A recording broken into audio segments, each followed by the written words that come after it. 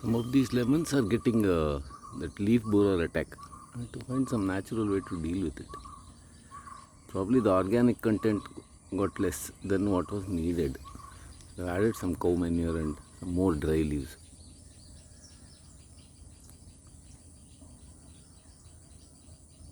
One lemon has died also, this one. Nearly died.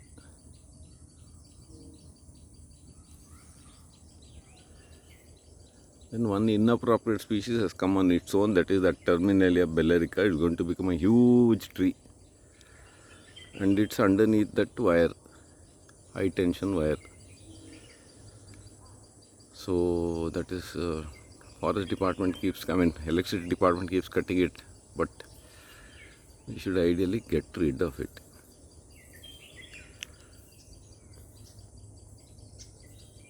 So this is an example of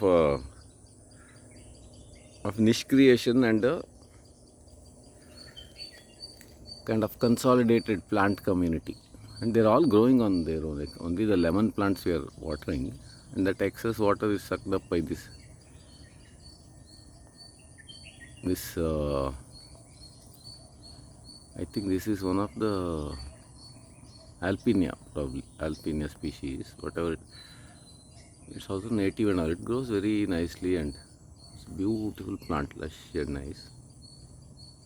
However, its juice is a bit sweetish, so mosquitoes may come.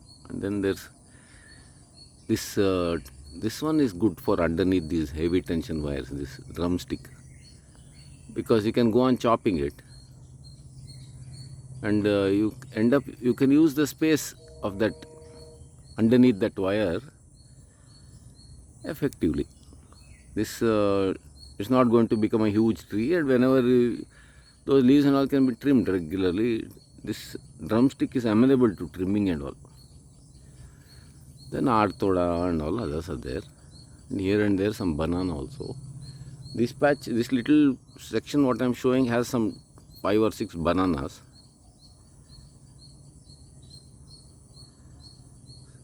In the lower part, so the excess water, rainwater and all that finally washes through this little plant community can be mopped up by that banana. So logically placing placing the plants and then letting them be. There is no maintenance at all here, and there is no place for any invasive or anything to come here. To sum it up, this section of this niche, the other section is equally complex.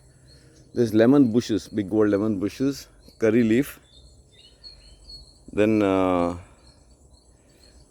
one of that Nandi Batlu. It's a popular flowering plant. That one in the lower level,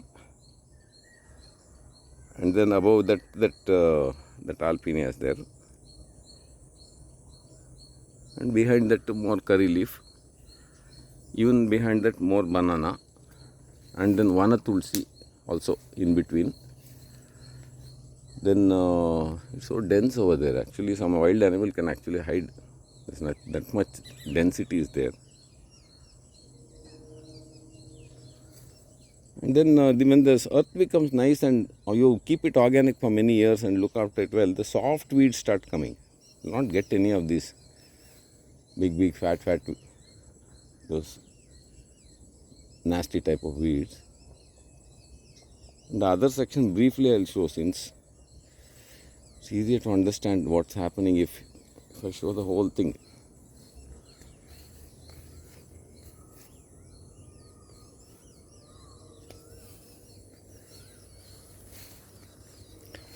So this part, this Vana Tulsi, very nice Tulsi. That one is the base of the banana. So the banana doesn't get west facing sun. The base of the banana doesn't get direct sunlight, so it's cool and nice. Excess water of that is taken by this one, this Vana Tulsi. This is an extremely versatile plant. I had to do few videos separately on this one. Then banana, and then a huge clump. This was probably, I think, 1 or 2 small tubers were put here, then left for about 10 years. So it has become like this.